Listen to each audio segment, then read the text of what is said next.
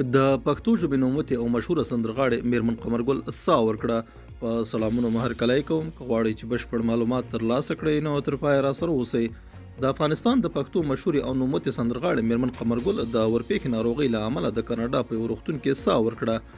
د میرمن قمرګل زوی ایمل زاخیل ویلي چې مور یې د ورپېښې ناروغۍ له امله د کاناډا د تورنټو په یو روغتون کې مړه شوې ده. په ټولنیزو پاڼو ګڼ شمېر لیکوالانو او د هنر مینوالو د قمرګلې مړینه د پښتو ژبې د هنر او ادب په برخه کې ستره ضایعه بللې ده.